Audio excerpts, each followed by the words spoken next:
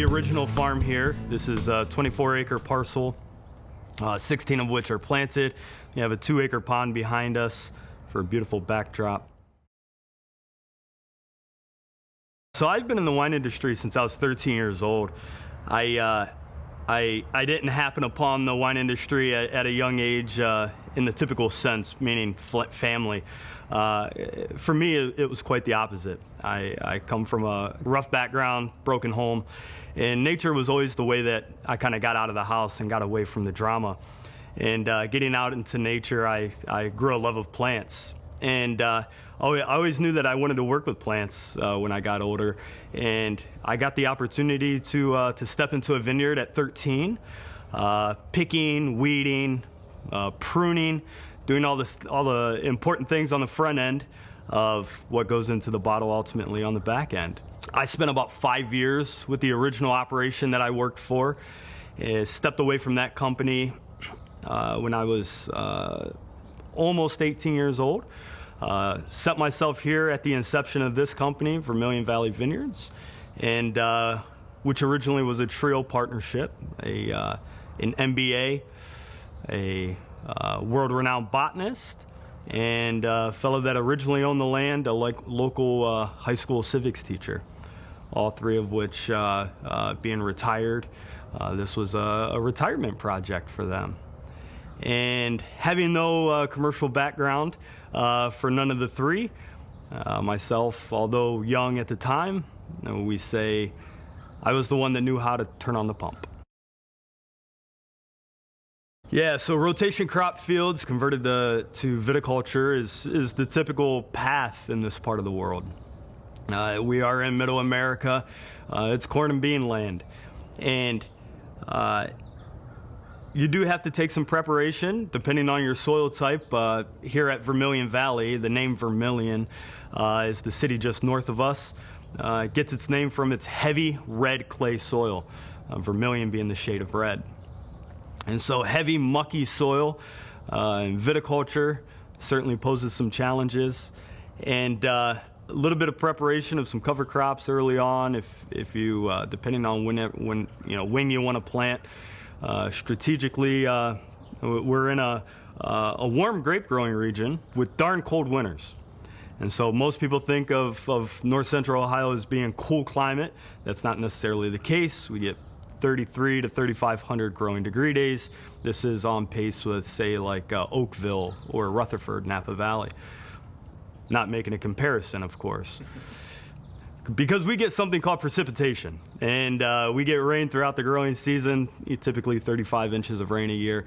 And this provides a major challenge as well, preparing for a vineyard and then maintaining through the life of that vineyard. This specific property, so we're spread out over 5 different properties, but this specific property, we're about 6 miles off the lake, which provides us just far enough distance that we don't get the lakefront squalls that come through, especially late in the season. But at the same time, we're far enough north that we don't get these intercontinental masses that come through the Columbus-Mansfield area. So we're kind of in this little bubble, this little, I don't want to say rain-free zone, but to put it into context, just east of here, got over 65 inches of rain, I believe, last year, and we got right around 30 inches of rain. Because we are a warm grape region, a warm growing region, we bud break in May, and so I don't like to compare to Napa Valley, obviously, but that certainly does provide a frame of context. So they're typically breaking bud, somewhere in March, end of March, tail end of March, into April. And so they usually start out about 6 weeks earlier than we do on bud break. We don't break bud until mid to late April, depending on variety, sometimes even 1st of May. And we usually start picking. We pick for Moscato and goofy German variety called Dornfelder, usually right around the 15th of August. Pinot comes in, dead ripe, 24, 25 bricks. Last week in August, the 1st, 2nd, 3rd of September. And a fairly narrow window usually. And although we aren't hotter than, we say Napa Valley. We aren't hotter in any way. They get 90-degree days, we get 90-degree days. But the thing that we do have is a lack of diurnal swings. And so if you go out there, it may hit 90 during the day, but it'll be 50 at night. For us, we average roughly 15, 15-degree diurnal swings. And so it gets, if it's 90 during the day, you're still sweating at night.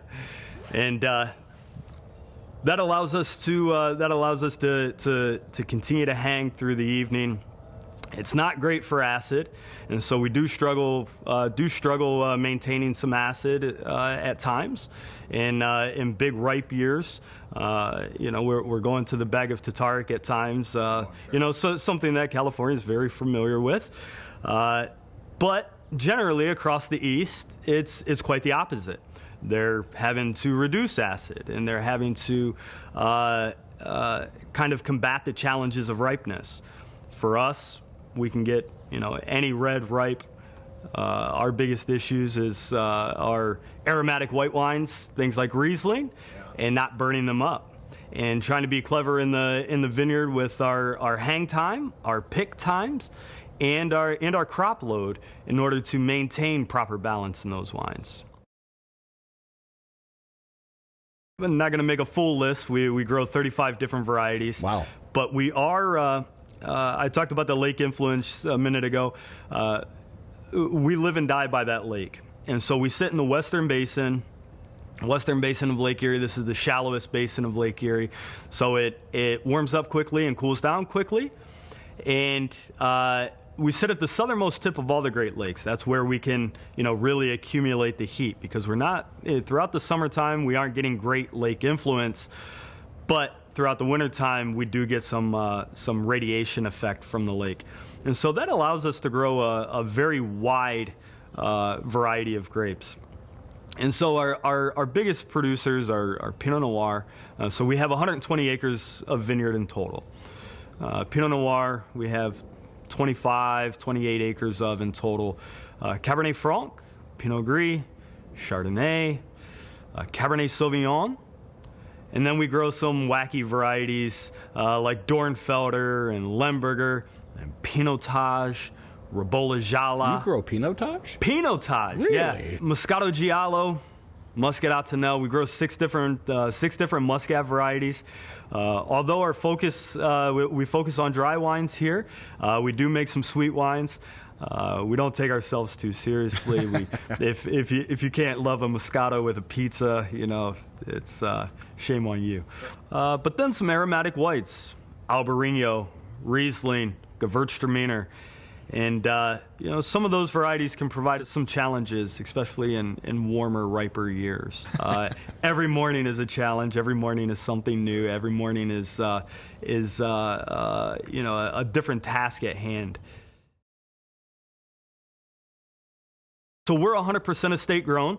We always have been. We always will be. We'll go to bankruptcy with that business model. That sounds foolish for a climate like Ohio, where we do have spring frost, we do have winter injury from year to year, and but that's the authenticity that we have stamped on our company. Like I said, I've got into this industry out of a love of plants, and although I have winemaker on my business card, at the end of the day, I'm but a farmer. I have steel-toe boots on my feet, and I truly believe the end quality comes from the vineyard. If you're not walking your own vineyards, this isn't a direct quote, but I think it was Adam Strum maybe 20 years ago when I was a kid, put out a piece that said, if they aren't your vines, they aren't your wines, which I thought was a kind of a bold, perhaps unruly statement that was quite provocative at the time.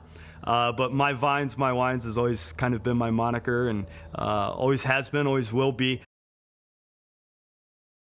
You can come in anytime. We're open Thursday through Sunday, so a 4-day-a-week operation.